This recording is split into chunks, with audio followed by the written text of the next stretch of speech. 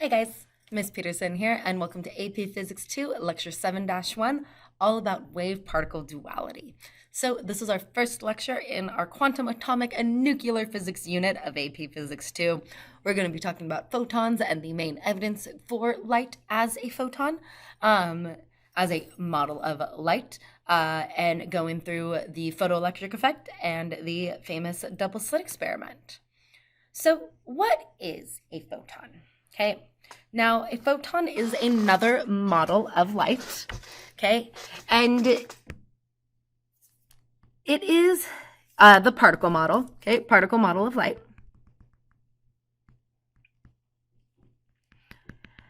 And we do use it when we are interacting with light and quantum objects. So when we are talking about a photon as a particle, we can calculate its energy using the equation E equals hf, where E is your energy and h is Planck's constant. Now, Planck's constant was figured out by a famous scientist, Planck, and it is equal to 6.63 times 10 to the negative 34 joule seconds, or joules per, joules. And we will also typically use it in electron volts, which is equal to 4.14 times 10 to the negative 15 electron volt seconds. Okay. Oh, and F is, of course, the frequency in hertz. Now, another common version of this equation that we use super often, because wavelength equals frequency, or speed divided by frequency, frequency then is V over the wavelength. And if we're talking about a photon, V equals C. So another common form of this equation is E equals hc over wavelength. And this is so common that hc is also on your equation sheet. So I want to go ahead and add that here. hc. So light times that speed is equal to 1.99 times 10 to the negative 25th joules per meter. And then for using that form of the equation, they actually do it in electron volts and nanometers, since when we're talking about the wavelengths of light, we're typically on the order of nanometers. And that is 1.24, well, visible light, times 10 to the third electron volt nanometers. Visible light is on the order of 500 to 700 nanometers. 700 and 900. 700 and 900, I believe. My blue here, my blue here is 400 nanometers, and my red is 532. So it is probably 400 to 700-ish for visible light. Now, what an electron volt actually is the amount of energy gained or lost by an electron when it goes through a potential difference, or a delta V, of 1 volt. So the conversion then is pretty straightforward, because the energy Q times 1 volt, if that is just a 1, that means that 1 electron volt is just equal to the charge on an electron, 1.60 times 10 to the negative 19 joules. And that is on your conversion sheet. Okay. So what types of light have the highest energy photons? That's going to be gamma rays. They have the highest frequency, highest energy, and the shortest wavelengths. If we were talking about color, it would be violet. They are the highest energy photons, where the lowest energy is radio waves. Okay. Or if you're looking just invisible light, it would be the red wavelengths. Okay, cool. Okay, cool. So, why is light quantized? Okay, why is light always going to have some energy that is a multiple of Planck's constant? Why can't it just be any energy in between? Well, one of the main pieces of evidence for light as a particle and quantized comes from the photoelectric effect. Okay, so let me show you guys how this generally works. Okay, so in the photoelectric effect, we have two metal plates and a voltage source between them.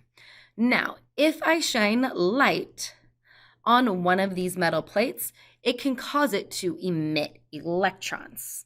Okay, so we see that emitting electrons. Now, what they figured out was that the energy of the emitted electrons, okay, that graph is right here, is only related to the frequency of the light. So if I up this frequency here, okay, we can see how that energy goes up. We can see those electrons moving faster, okay, when I up the frequency. Now, this didn't make sense to scientists because, well, if light is a wave, then it should be affected by both its amplitude or its intensity and its wavelength or frequency. But what we saw is that no matter how intense the light is, for example, in this case, for sodium, okay, no matter how intense the light is, it's not going to cause it to emit electrons, okay? Where even if I have a high energy one, but at a low intensity, it is still going to cause electrons to be emitted. Not as many electrons, but it doesn't affect the energy of those emitted electrons, okay? Doesn't affect the energy. Now, since the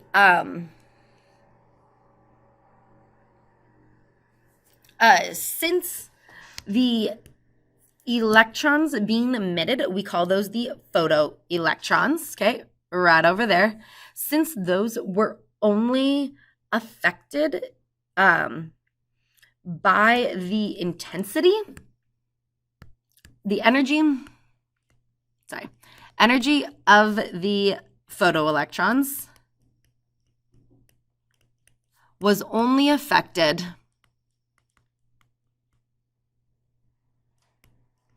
by the frequency of the incoming light, not its intensity or amplitude. Okay? Now, the wave-only theory of light would predict that it doesn't matter. You could just up that energy, up that amplitude. If we shown lots and lots of high amplitude,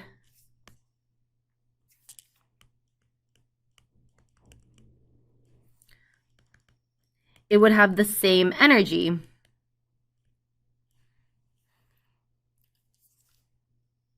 and thus same effect as a lower frequency light.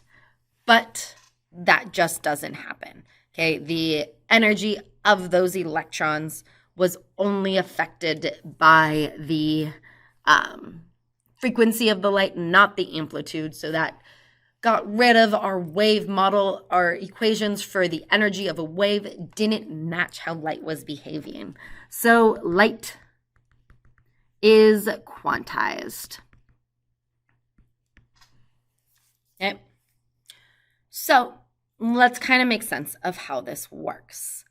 Okay, blue light with a wavelength of 443 nanometers. Okay, so wavelength of 443 nanometers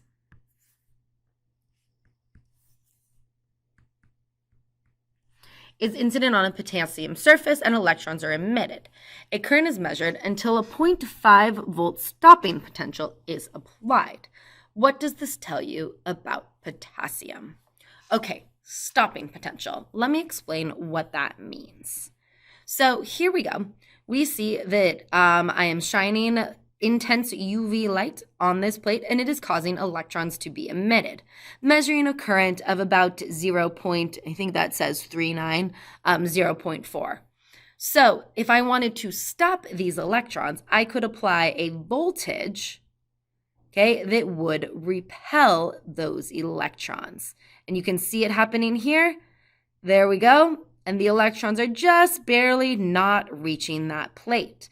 I have no more current flowing. That is the stopping potential, that minimum voltage. So let's reason this out. Okay, we have blue light with a wavelength being emitted on a potassium surface. Okay, actually, I'll do the surface down here. Okay, so we have that blue light coming in. Now, it has a wavelength of 443, so we can find its energy. We're going to use that equation.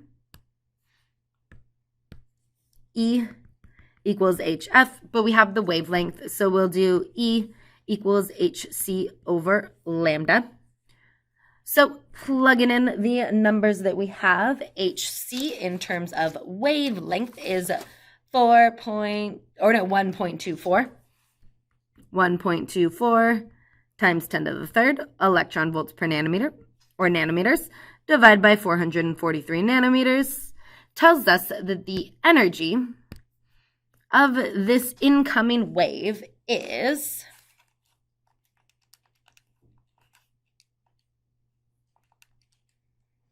2.799, so 2.8 electron volts. Okay, and it's shining on that potassium surface. A current is measured until the 0.5 volt stopping potential is applied.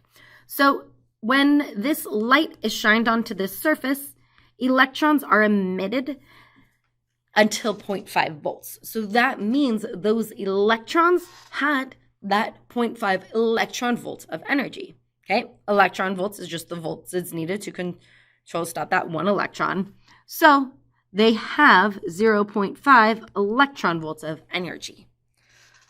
What this tells us is that it takes 2.3 electron volts to ionize. Okay, ionize means removes an electron, to remove an electron from potassium. Okay, because we've shown that 2.3, the leftover energy that electron had as it was traveling was 0.5 electron volts. Okay, and again, that's just because that 0.5 volt stopping potential, okay, in electron volts, that means 0.5 volts per electron. Yep. U equals Q times delta V. Delta V is 0.5 volts. Q of an electron is 1 electron volt, so 0.5 electron volts of energy. It needed 2.3 to cause it to be removed, and that is called the work function. Okay, the work function of the metal. So this is one of the equations on your equation sheet. It reads that K max, the energy of the maximum energy of those electrons, because as you saw in that simulation, they all had different speeds, equals HF minus phi. Is that phi? Phi? Yeah, phi, whichever. Where K is the kinetic energy of the emitted electrons. Okay, HF, that is the energy of the incident photon. And this is the work function. So if we're looking at this in the context of our potassium example, okay, the 0.5 was that max energy of the emitted electrons. The incoming light had that 2.8 electron volts, and the work function was 2.3. Okay, so that's how that kind of works out. Basically, it's just a conservation of energy problem.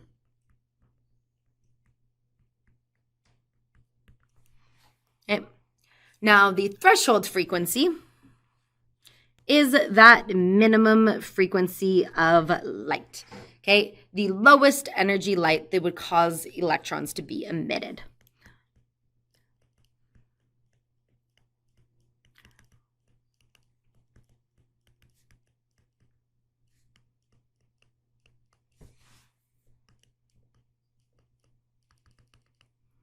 Okay, now, since it is that lowest energy light, that means you're not going to have no leftover energy. So to calculate the threshold frequency, we set K max equal to 0.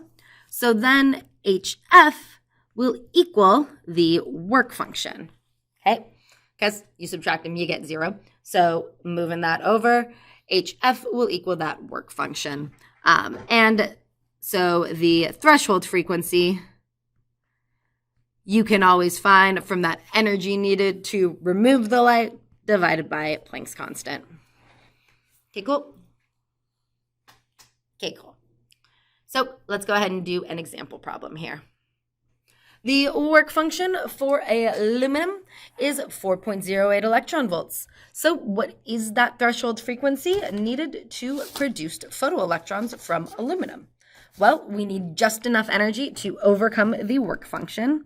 So we say 4.08 electron volts equals the energy of that light, HF. So for H, we can plug in the Planck's constant, which is Planck's constant in electron volts, 4.14 times 10 to the negative 15. So we got 4.08 electron volts divided by 4.14 times 10 to the negative 15 electron volts second, which gives us 9.86 times 10 to the positive 14 hertz. Okay. So if we looked at an electromagnetic spectrum, you would actually have to look at one of those tables. You can look back at lecture 6.1 or just Google it. But 10 to the negative 14 puts this in the ultraviolet range. So that is why your aluminum doesn't produce electricity when it's just chilling in light. But if you put your aluminum foil in the microwave, those microwaves definitely have enough energy to emit electrons, and that's what we see. Okay. So if the light of frequency 4 times 10 to the 14th is used to illuminate a piece of aluminum, what will be that K max? So we can just plug it into our equation. K max equals HF minus the work function. So we have, did we already find HF, the energy of that light? Oh, no, that's a different frequency of light. So we have Planck's constant. I'm in hertz. I'm going to need speed later, which is meters per second, more closely related to joules. I don't know the electron volts, so I'm just going to solve this out in joules for this problem and use 6.63 times 10 to the negative 34 joule seconds times 4 times 10 to the 15 hertz or per seconds. Okay, minus the work function, which I will need to convert that one since I'm converting it in joules here. So 4.08 electron volts times 1 electron volt is 1.60 times 10 to the negative 19 joules. So when I plug that all into my calculator and calculate it out, I get 6.63 times 10 to the negative 34 times 4 times 10 to the 15th. That gives us 2.65 times 10 to the negative 18 minus 4.08 times 1.6 times 10 to the negative 19. And we get 1.99 times 10 to the negative 19. 1.999, so I'm just going to go with 2. 2.0 times 10 to the negative 18 joules. which if you solved this out in electron volts, I believe it is 12.5 electron volts. Let me check. Divide this by 1.6 times 10 to the negative 19. 12.5 electron volts. So the maximum speed of those electrons, well, if we know their energy, we know kinetic energy is, keep my colors constant here, we know kinetic energy is 1/2 mv squared.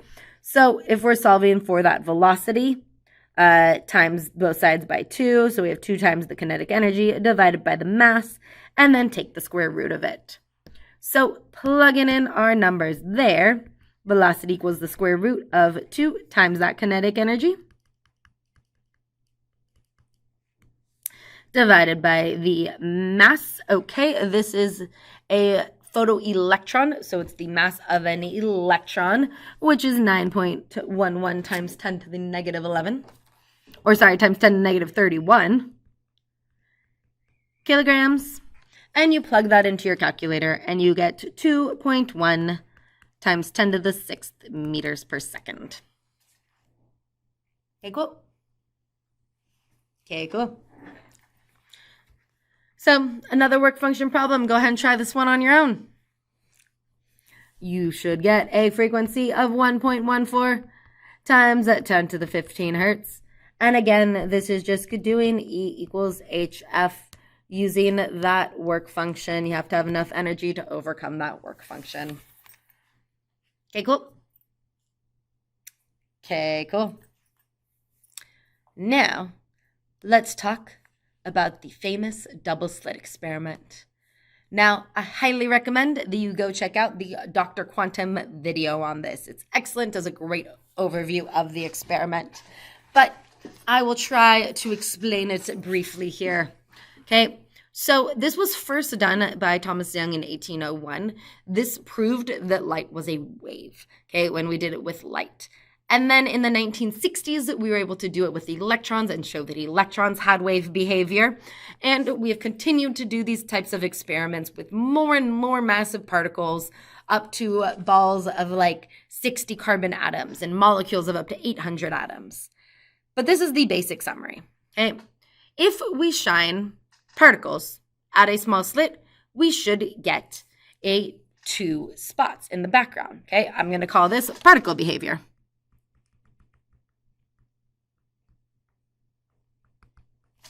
Okay? Where if we shine a wave, a light wave, at the 2 slits, then we get an interference pattern. Now, particles don't have interference pattern, waves do. Now, what happened was when we shone electrons at this double slit, we got an interference pattern like waves. And so scientists were like, WTF, okay? Something must be going on. Maybe they're bumping into each other and they're just getting into each other's way, and that's what's causing the pattern. So let's shoot them one at a time. And so they shot them one at a time through this double slit. And again, they saw the interference pattern and they were like, okay, well, this is confusing. So what they did was they added a detector at one of the slits, okay? Little electric field detector. They could sense the changes in that electric field. And then the particles were like, oh, there's a detector there? You're fine, I'm a particle. Okay, fine, I'll be a particle. Now, what that means mathematically is that when the electrons, okay, go through the slit, okay, they are particles. Electrons and everything tested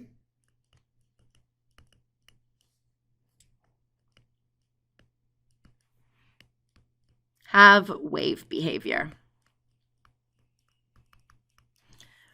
So the actual reasoning and how this is justified is that once the electron goes through the slit, the electron exists as a wave of probability.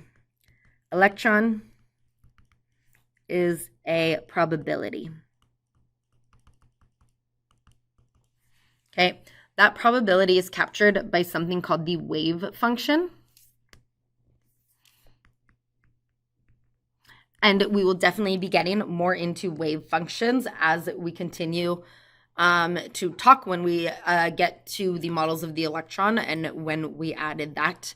But the electron is a probability or a wave function, and that wave function is collapsed by the measurement. So when you place a measurement at one of those slits, it collapses the wave function and goes back to particle behavior. But if we are not observing it, if we're just letting it go through, the electron is a probability and shows the wave behavior. Okay, and I know that is super counterintuitive, okay? But the reason that is because in order to measure something, okay, that act of measurement at that slit, we have to interact with the particle. Okay, there's no measurement device that exists that doesn't interact with that particle in some way, either through the photons that it reflects and absorbs and is emitting, or by the electric fields and how it changes and interacts with a field that's there. In order to observe it, we have to measure it, and measuring it collapses the wave function and makes it go back to behaving like a particle, even though if we're not measuring it, it will behave like a wave. Yay, quantum! Okay, cool. Okay, cool. Now, there's one other piece of evidence for the quantization of light. It's not really in the AP curriculum, but I wanted to give it to you guys to give a little bit of context. It has to do with blackbody radiation, which we talked a tiny bit about way back in the beginning of our optics unit. But basically, we had come up with a mathematical model for the radiation given off by something due to its temperature. Okay, that was called the blackbody radiation. And basically what happened was the mathematical models that we had for that predicted that like infinitely high energetic waves could be emitted for certain bodies of high energy stars or black holes or something like that. And we just didn't see that. Okay, we weren't seeing this dip in the ultraviolet. It wasn't in the math. It couldn't be explained by our current mathematical models. But when solved with the quantization and the particle model of light, it explained it and made the math work out a lot better. So that is how we do it. And that's how we figure out what light is. And we're constantly exploring quantum physics by running an experiment and seeing if it matches up with our current model. And if it doesn't, then we revise the model, which we'll be getting more into later this unit. Okay, cool. Okay, cool.